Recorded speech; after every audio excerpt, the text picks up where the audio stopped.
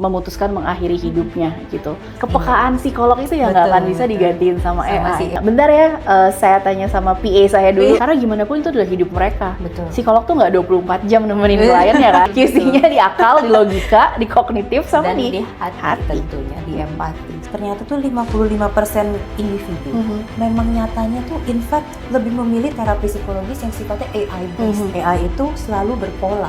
Ada promnya, ada algoritmanya. Padahal hidup kita kan nggak berpola. Psikolog tuh biasanya kuncinya ada 3, durasi, intensitas, frekuensi.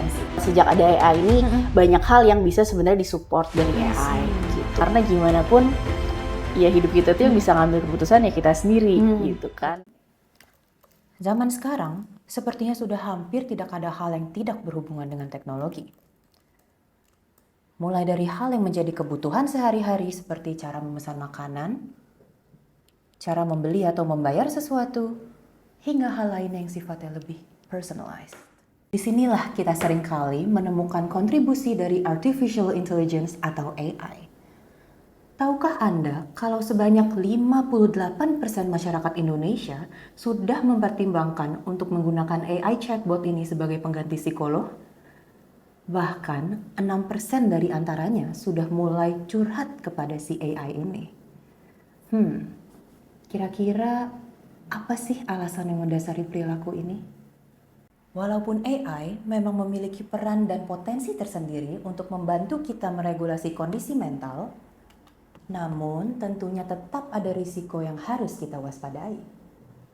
What if we tell you that it's not psychologists versus AI? What if the best outcome for us is the integrated version of human touch and the smart technology? Let's find out. Yuk, unmute device kalian dan siapkan telinga untuk langsung tune in ke Fact Talks episode 6 bersama guest speaker spesial kali ini, yaitu seorang psikolog klinis Associate First Asia Consultants sekaligus dosen dari Universitas Tarumanegara. Let's welcome Kak Anissa Prameswari.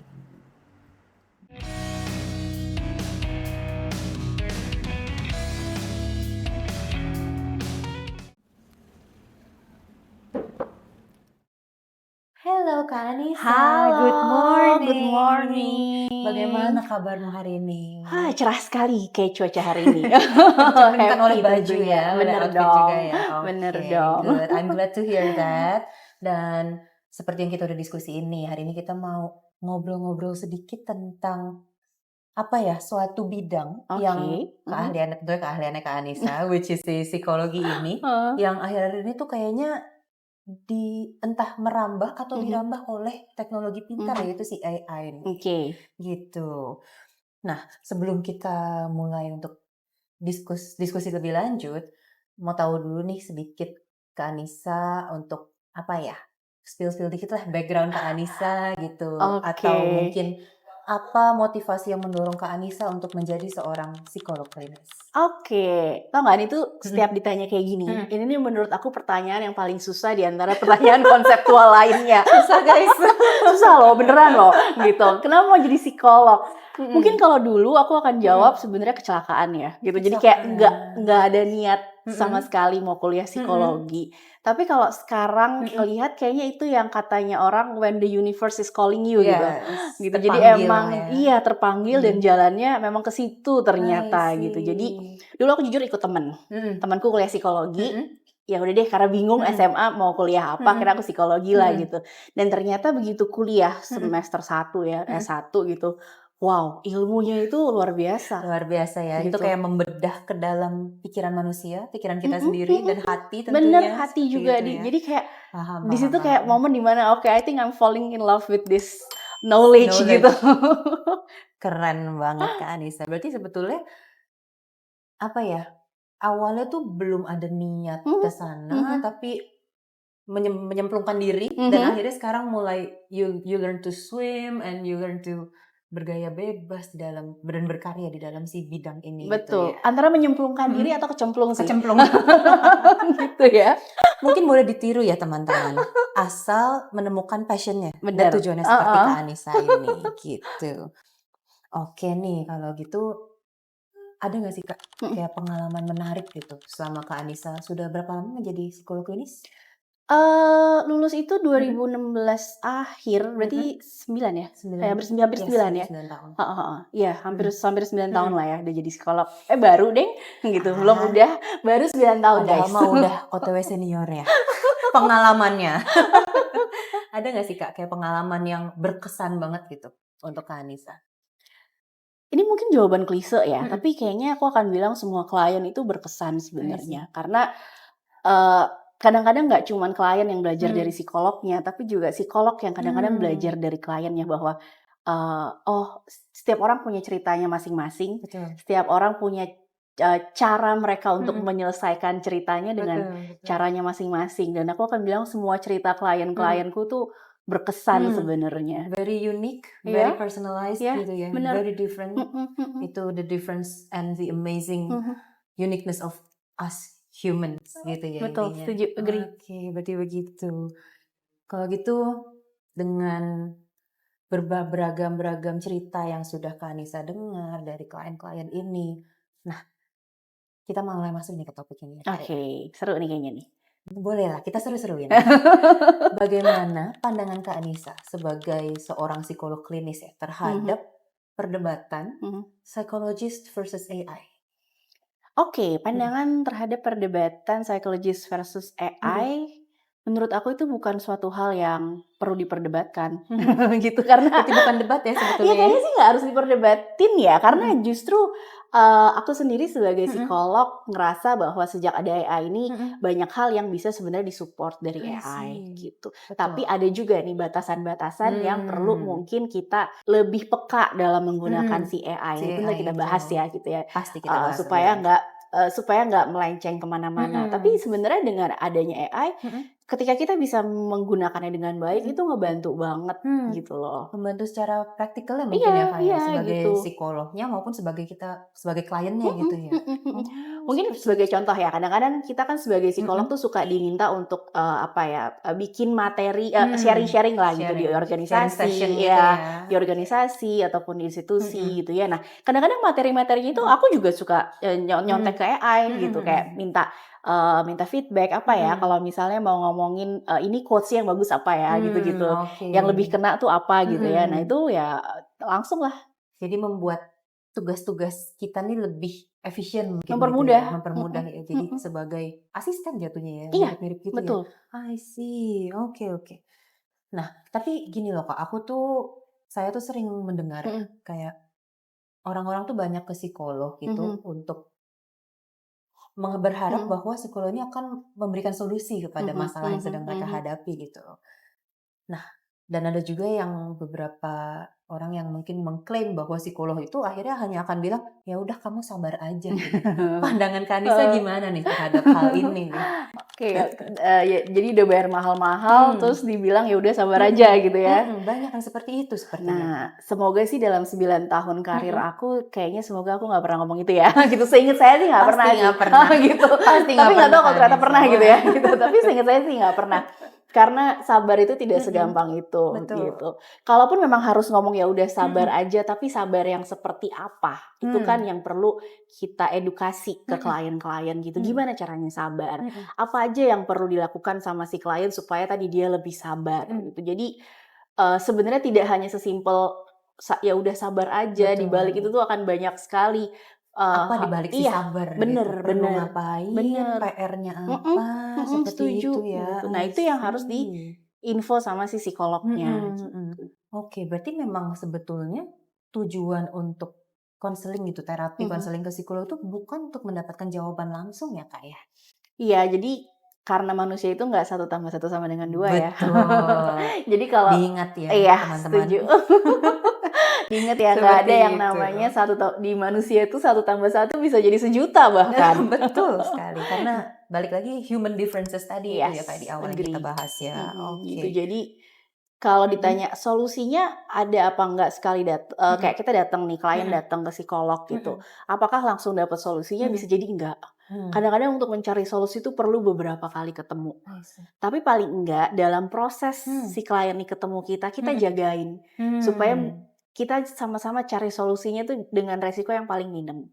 gitu. Mungkin dengan effort yang paling minim juga gitu. Jadi kita kayak lebih ke psikolog itu saya selalu bilang pendamping sih ya. Pendamping. Ibaratnya yang nemenin, yang nyetir tetap si klien, Mm-mm. yang pegang setir tuh adalah kliennya Kliennya. gitu ya. Psikolog tuh yang ngasih tahu kayak, oh nih ke kiri, ntar kamu ada ini. Kayak Gmaps Mungkin berarti. ya kayak Gmaps gitu ya. Oh, berarti secara tidak langsung mengarahkan, tapi memberikan banyak opsi untuk Of si course. kliennya milih mengarahkan kemana gitu ya. I see. Karena gimana pun itu adalah hidup mereka. Betul. Psikolog tuh nggak 24 jam nemenin klien ya kan. Kita nemenin cuma berapa sih? 1 jam doang gitu paling gitu. Betul, Jadi betul. yang paling penting adalah kita latih para klien ini untuk bisa berdaya sebenarnya. Berdaya dalam menyelesaikan masalahnya, mencari solusinya, ya menyelesaikan tantangan-tantangan hidup. Karena masalah hidup akan terus ada ya. Betul, dan akan berubah-ubah terus ya Kak ya. Pasti. Seperti itu ya. Tapi gini loh, saya tuh ada baca riset kemarin ya. Ternyata tuh 55% individu memang nyatanya tuh in fact lebih memilih terapi psikologis yang sifatnya AI based gitu. Nah, alasannya mereka tuh bilang kalau AI ini sifatnya selalu netral dan nggak diskriminatif gitu. Setahu saya psikolog bukannya juga seharusnya nggak membuat klien merasa demikian ya Kak ya? Merasa didiskriminasi gitu ya. Merasa dihakimi, dijudge gitu. Ya, ketika kita datang ke psikolog dan kita akan merasa terhakimi ya memang maybe they're not the right one for you gitu aja kali ya rumus simpelnya gitu.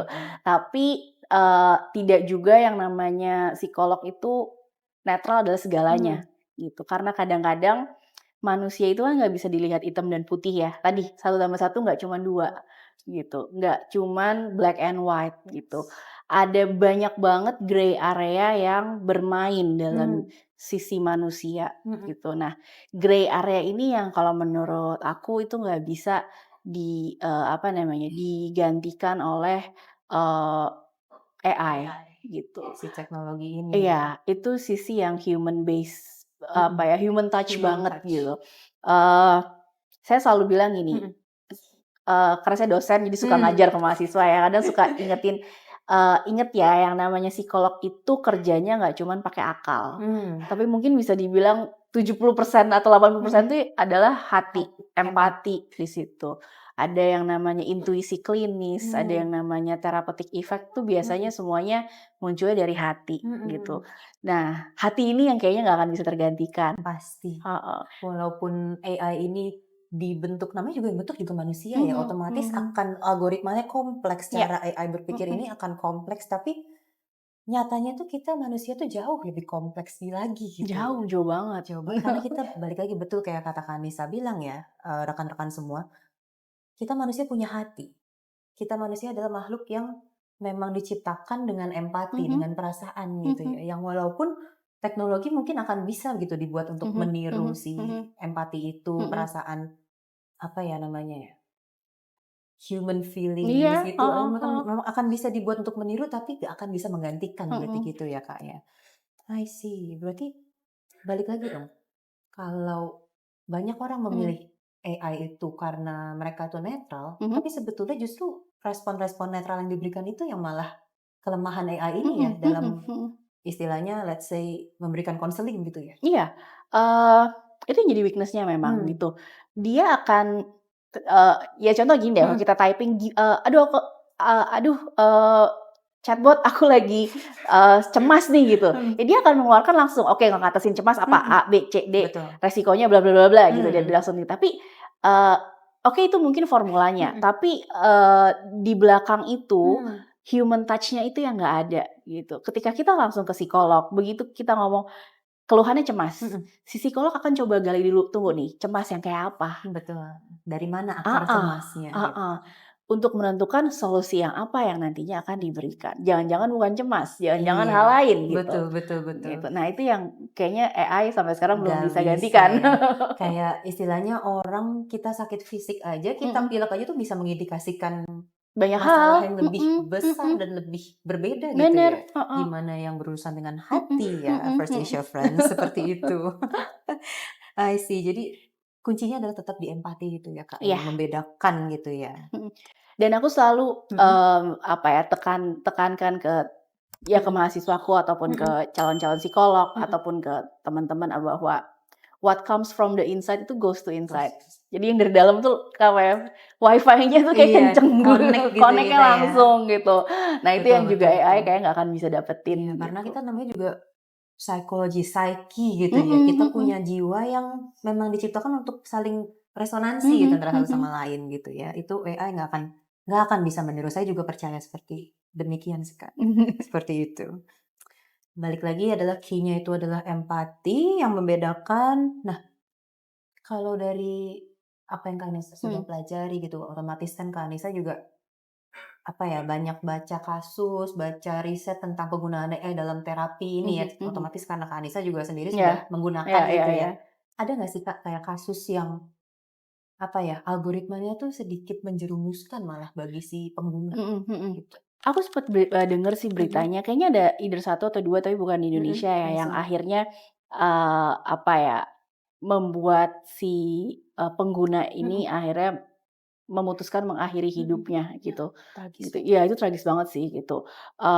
Walaupun mungkin AI-nya tidak spesifik secara langsung bilang kayak kasarnya kayak kamu mati aja gitu, atau ya udah kamu bunuh diri aja gitu, enggak. Tapi apa ya, interpretasinya yang dilakukan sama orang tersebut adalah akhirnya memutuskan untuk mengakhiri hidupnya. Nah, itu kan yang bahaya ya, ketika penggunaan AI ini berarti tidak kita jaga gitu. Apalagi kalau digunakan oleh ya tadi individu yang mungkin secara kognitif lemah, secara kepekaan lemah. Betul, Jadi betul. dia tidak bisa menangkap, bisa jadi misinterpretasi sih intinya. Karena dia lagi rentan Iya, gitu ya. Di gitu. saat-saat dia rentan, dia istilahnya di-push dengan begitu banyak informasi, begitu banyak solusi, yang pada akhirnya ya terjebak dalam kebingungannya sendiri gitu ya. Bener gitu. Nah, sedangkan kalau kita ke psikolog, psikolog itu akan sangat aware sama kerentanan kliennya. Sehingga ketika dia mau mengeluarkan kata-kata, dia tahu nih, oke, jangan pakai kata yang ini karena klien yang ini rentan nih. Betul, Nanti betul. takutnya akan jadi misinterpretasi. Ini saya kasih contoh ya. Karena nggak cuma satu klien, ada beberapa, jadi mungkin bisa saya Silakan. spill gitu ya. Boleh banget spill. Contohnya mungkin gini, ada beberapa klien saya yang punya trauma issue dengan hal-hal yang sifatnya runcing-runcing, I ballpoint, see. ujung gunting, cutter, dan lain-lain gitu ya. Nah, ketika dalam sesi, hal-hal kayak gitu tuh semua saya kosongin di ruangan saya gitu. Dalam ngomong pun, saya mungkin tidak akan berusaha seminimal mungkin mention kata-kata itu. Karena triggering. Iya, gitu. Nah itu kan tadi kan, kepekaan psikolog itu yang nggak akan bisa digantiin sama Sama si AI. AI. Mungkin bisa kalau kita program dulu, tapi kan nggak Iya, mungkin ya. gitu. Masa mau tiap AI custom based gitu Iya, untuk tiap gitu. individu yang berubah-ubah gitu kan sedikit Dan nggak mungkin. nggak semua klien itu mention loh, saya takut gunting misalnya Betul. gitu ya. Betul, Ada betul. perjalanan di balik itu yang perlu kita gali dulu. Jadi berangkatnya dari kecemasan misalnya begitu kita gali, oh ternyata ada hal lain gitu. Ada hal lebih besar di belakangnya yang semakin abu-abu gitu Bener. ya. Betul, betul, betul. Berarti concern-nya memang di sana ya, yaitu AI ini tidak selalu tepat untuk digunakan oleh individu yang memang mungkin lagi rentan, lagi vulnerable, dia mungkin lagi bingung gitu ya. Karena nggak ada yang ngejagain. Bener. Seperti itu. Anak-anak juga gitu, Iya, makanya orang tua harus aware dan mendampingi penggunaan gadget terhadap anak-anak sebenarnya. Betul, betul, betul. Karena very risky jadinya ya seperti itu. Selain concern tentang apa ya, respon-respon yang mungkin bisa misinterpretasi oleh si pengguna ini, apakah ada concern lain kayak saya pernah dengar tentang data safety gitu. Kalau misalnya klien curhat ke AI ini, apa nggak malah takut datanya bocor ya? Kalau saya sendiri sih takut. Iya. Saya juga dengar itu, tapi kayaknya agak agak berisiknya tuh di luar Indonesia ya, terkait data safety ya. Di Indonesia kayak belum terlalu jadi concern. Issue. Bener setuju sih gitu, karena bayangin deh, kita tuh kayak lagi nge-feeding apa ya, database terkait ya semua history kita, cara berpikir kita, pengalaman hidup kita ke suatu database yang kita nggak tahu yang nyimpennya siapa gitu ya.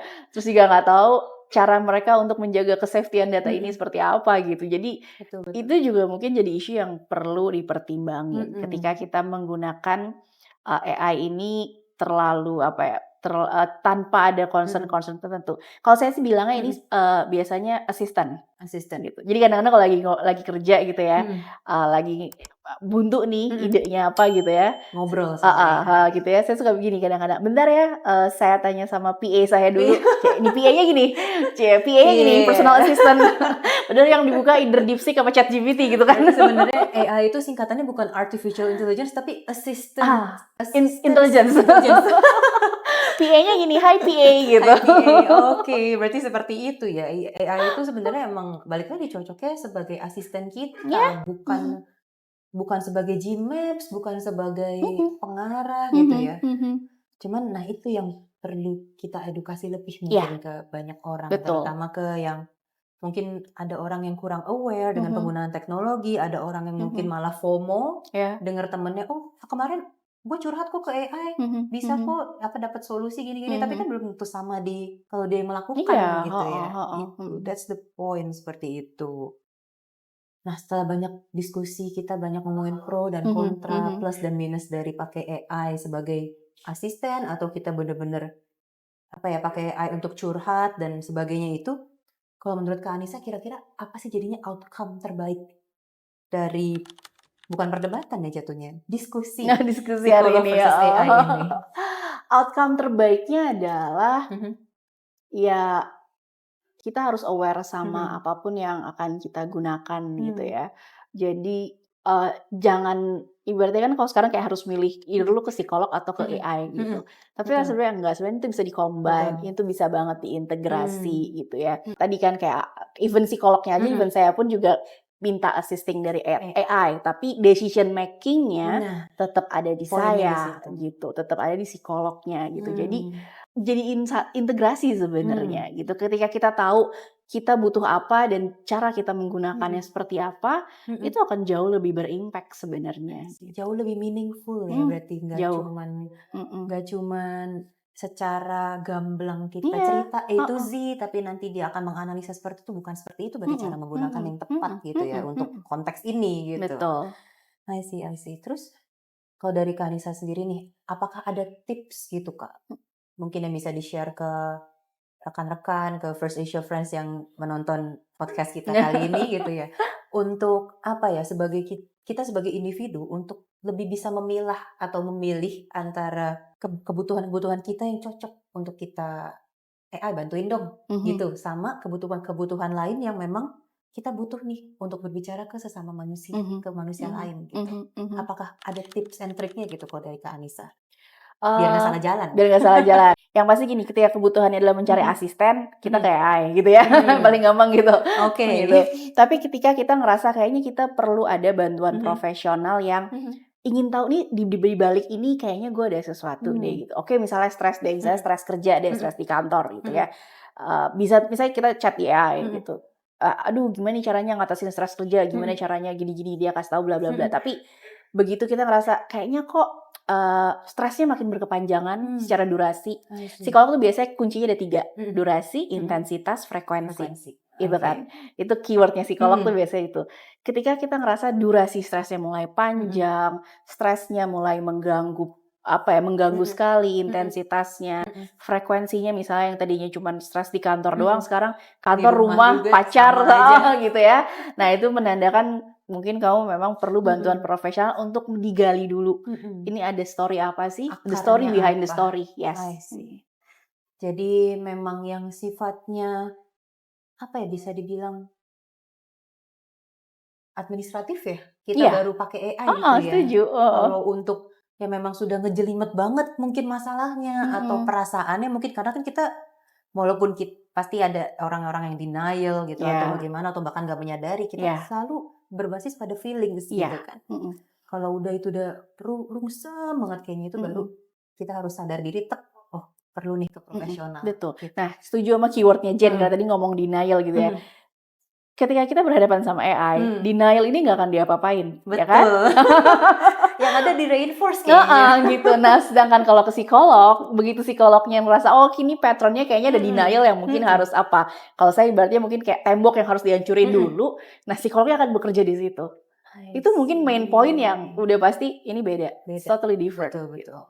Karena balik lagi kayak seperti Kak Anissa bilang di awal, yaitu psikolog akan merasakan ya kalau si klien ini mungkin ada denial atau dia Iya, ada mau kabur dari sesuatu, dia betul. menutupi gitu ya. Sedangkan AI ini balik lagi kalau nggak diprogram, berarti Dia juga bingung kayaknya ya, Ayah. betul. Akhirnya nanya balik ke kita, Iya, dan kitanya pun kalau lagi balik lagi kalau lagi rentan bingung lagi iya. gitu, akan nggak berujung jadi spiraling aja gitu kan. I see. Berarti betul emang keywordnya adalah di empati dan hubungan human connection gitu Iya, ya Kak ya. betul, setuju. Berarti memang both psikolog dan si klien ini memang harus sama-sama lebih bertanggung jawab Iya, untuk menggunakan si AI sebagai tool iya. yang agar memastikan kalau memang tetap sesuai dengan tujuan terapi dan tujuan penyembuhan gitu ya Iya, Kak ya. Sih. gitu. Ya saya sih juga nggak pernah sih ngomong Mhm. ke klien kayak, "Ya udah kamu tanya AI Mhm. aja," gitu kan, karena kalau enggak ngapain dia ke psikolog ya, Mhm. gitu. Tapi, Betul. eee, ibaratnya gini, eee, itu dapur di belakang saya yang Mhm. ketika saya perlu bantuan, kayak perlu assisting gitu Mhm. ya, mungkin saya perlu, Mhm. nyari-nyari data apa gitu ya, Mhm. ya itu saya tanya ke situ gitu. Tapi Mhm. apa yang saya deliver ke klien Mhm. saya itu udah lewat filter-filter yang ada Udah di QC, udah quality lewat QC-nya di control. sini sama di sini kan. Betul. QC-nya di akal, di logika, di kognitif, sama Dan di di hati hati. tentunya, di Mhm. empati seperti itu. Kalau misalnya gini, kalau Mhm. menurut Kak Anissa sendiri ya, Mhm. misalnya ada psikolog yang udah paham nih, kenal sama kliennya punya masalah seperti ini, berujungnya seperti ini, pokoknya udah tahu lah gambaran besarnya seperti apa, detail-detailnya pun juga sudah mulai bermunculan Mhm. gitu. Bisa nggak sih kalau psikolog ini tuh memberikan saran gitu, menyarankan untuk si klien ini pakai AI untuk misalnya nemenin dia mengurangi loneliness misalnya, atau Mhm. melihat misalnya ada klien yang gangguan makan gitu ya, Mhm. eating Mhm. disorder, untuk make sure reminder dia makan dengan tepat waktu, itu etis nggak sih, Kak? Reminder Heeh. etis-etis aja sama kita kayak kita pasang alarm kan Iya sebenarnya. Itu betul tadi sih. kan, ketika ini digunakan sebagai Mhm. assistance gitu Mhm. ya, ini mungkin akan jadi bagus banget gitu, tapi jangan Mmm. jadikan dia decision maker dalam hidup kita, Betul. gitu. Karena gimana pun, ya hidup kita tuh yang Mhm. bisa ngambil keputusan ya kita sendiri, gitu Betul kan, betul. gitu. Jadi, tadi deh kalau misalnya contohnya Mhm. gangguan makan gitu ya, Mhm. tapi kita minta sama, AI ini untuk ingetin kita kalau Mhm. misalnya udah waktunya makan, Mhm. misalnya gitu ya. Mhm. Atau misalnya makannya berlebihan mungkin harus di-stop Stop. atau apa gitu ya, dikurangin lah bukan di-stop. Nah itu yang, akan jadi sangat bermanfaat banget gitu kan. Nah biasanya kalau saya ketika ini bisa saya kasihkan sebagai salah satu saran ke Mhm. klien, perlu ada apa ya, analisis dulu nih. Mmm. Ini Betul. kena nggak ya sama klien ini Betul gitu. betul. Atau jangan-jangan entar dia malah bingung sendiri Mhm. gitu. Atau kayaknya lebih gampang mungkin kalau misalnya ini orang tua gitu ya, Mmm. kayaknya lebih gampang mungkin lewat anaknya yang ngingetin Tetap gitu. sama manusia lagi Iya kembalinya gitu. ya. Jadi, Mhm. apa ya, perlu ada ya kita lihat, ini Mhm.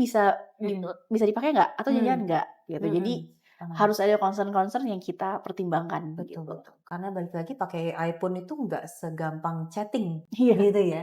tergantung prompt-nya kan. Iya, Nah, betul. untuk menentukan prompt yang tepat, Sesuai, nah itu itu perlu apa? dia. Iya, bener. Perlu edukasi iya, tech Iya, savvy perlu, mhm, awareness itu paling penting sih berarti ya, Kak, ya. setuju. Mhm. Kesimpulannya berarti memang psikolog dan AI ini harus menjadi suatu integrasi Iya, yang menawarkan dan memberikan kenyamanan, mhm, keamanan, dan tentunya edukasi untuk mhm, klien dan masyarakat gitu iya, ya, in mhm, general mhm. gitu. Berarti sebagai apa ya, untuk rekan-rekan psikolog First Asia Friends yang sesama psikolog itu jangan takut mungkin ya untuk explore ke Mhm, AI, mhm. tapi juga harus wise juga gitu Iya, untuk harus wise menggunakannya. menggunakannya. I Dan see. jangan takut juga ke psikolog. Iya, betul. Karena psikolog itu adalah tempat yang, apa ya, Mhm. aman dan nyaman, Mmm. gitu. Biasanya itu 2 keyword-nya Safe ya, space. safe space-nya itu ya sebenarnya psikolog. Jadi you Mhm. don't have to worry anything gitu ketika, Mhm. eee, kita mau ke psikolog gitu, Mhm. nggak ada yang perlu ditakutin, Mhm. gitu. Berarti selama ini stigmanya tuh ya memang namanya juga stigma sesuatu yang Iya, terbentuk secara tidak sengaja iya, dan negatif heeh, gitu ya. Kalau heeh, psikolog itu judgy, psikolog mhm, itu cuman bilang, "Ya udah sabar aja," itu tuh iya, nggak semua psikolog seperti itu Mm, gitu loh. Dan mm. psikolog yang betulan nggak akan seperti itu ya Kak. Harusnya sih ya. Karena balik dari hati gitu. Kita merasakan gitu sebagai psikolog. Gak boleh 100% bergantung pada AI gitu ya Iya intinya ya. dong. Karena tadi hidup kita itu kita yang kontrol. Betul. Masa mau kita yang dikontrol AI gitu ya? Betul. AI itu selalu berpola. Ada promnya, ada Iya. algoritmanya. Padahal hidup kita kan nggak berpola Gak gitu ada ya. pola, setuju banget gitu. Kalau hidup ada polanya enak deh Jen kayaknya gitu ya. Oke, tinggal Tinggal ngikutin jam aja, jam 1 iya. ngapain, jam 2 ngapain, perasaan udah nggak ada ya. Iya, Kita kan bener. bukan robot gitu ya, First Asia Friends, seperti itu. Wah, jadi kira-kira seperti itu ya diskusi kami tentang diskusi, karena bukan Diskusi, debat. iya. Diskusi tentang topik psychologist versus AI ini. Intinya adalah kembali lagi kita harus sebagai individu, sebagai manusia kita harus menjadi yang selalu memegang setir. Kita harus tahu arah kita kemana, Iya. tapi di saat kita bingung, kita punya psikolog untuk membantu kita, bukan mengarahkan ya, Jagain kali ya. iya, memberi gitu ya. menyadarin kita atas jalannya bisa Iya. ke sini aja nih, bisa kemana aja nih, dan ngasih tahu kalau ke sini mungkin bahayanya A, ke sana bahayanya B. Ke kiri gitu. kamu ketemu jurang, ke kanan jalannya masih bagus gitu ya, gitu. Jadi itu Betul. yang biasanya dilakukan sama psikolog. Jadi di saat bingung, apalagi kalau bingungnya sudah turun ke hati, bukan di kepala lagi, itu di saat itu cue-nya adalah di mana kita butuh psikolog, bukan sekedar bisa mengandalkan AI, seperti itu. Dari Kak Anissa sendiri, apakah ada yang mau di-sharing-sharing lebih nih? Mungkin pengalaman tadi kan sudah, mungkin apa ya, tips sudah juga, opini lain gitu. Opini lain. Atau ada keyword-keyword yang mungkin penting menurut Kak Anissa untuk kita beritahu ke masyarakat luas. Yang pasti tadi, satu, jangan takut ke psikolog Jangan gitu takut ya. psikolog, diingat itu ya First Asia Friends. Jangan takut ke psikolog. Sebenarnya gini, kayak kalau kita sakit, kita ke dokter gitu kan, ya biasa aja kan gitu. Itu ya sama juga Betul. gitu. Ketika kita perlu bantuan ya kita cari bantuan profesional gitu. Dan mencari bantuan itu bukan berarti kita lemah sebenarnya. Mencari bantuan itu adalah membuktikan bahwa ya kita itu manusia yang lagi beradaptasi sama tuntutan. Lagi gitu. struggling. Lagi struggling ya gitu. Nah, ketika kita struggling ya kita mencari bantuan ke tempat yang tepat gitu kan. Nah, itu yang ya jadi kenapa harus takut gitu. Betul. Kedua, tadi jadikan AI ini asisten kamu. Ingat It's your assistant assistant ya. intelligence. Ya, itu ya kita ganti ya. Kita ganti. Versi Anissa sama Jane. Official. Ketika ini jadi asisten dia akan sangat ngebantu.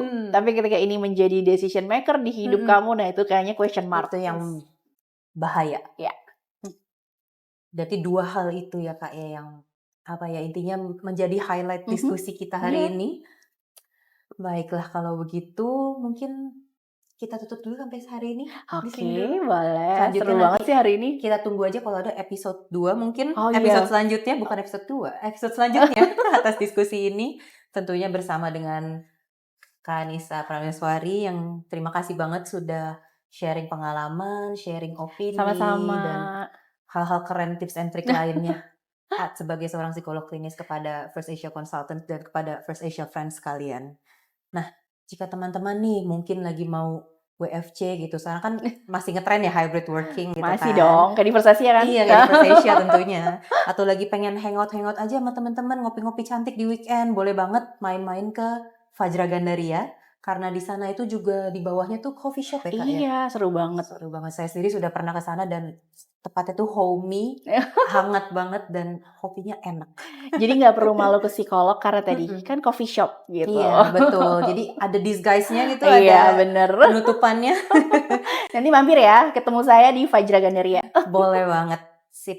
Pokoknya highly recommended. Oke, ini closing quote dari kami mungkin ya, First Asia Friends. AI is a tool to assist you, and it's not the main answer to your problems. Karena ingat kembali lagi, hidup kita itu bukan algoritma. Our life is not an algorithm. Seperti itu. Cakep. Ingat ya First Asia Friends ya. Dan kalau ada pertanyaan atau apa lebih lanjut, jangan lupa untuk komen di bawah. Dan tentunya akan kita jawab bareng-bareng ya Ah, nanti harus ya. dong, pasti akan kita Kalau jawab. mungkin ada kasus atau apa, kita akan lanjutkan obrolan ini di episode selanjutnya. Kalau gitu selamat siang First Asia Friends dan bye-bye.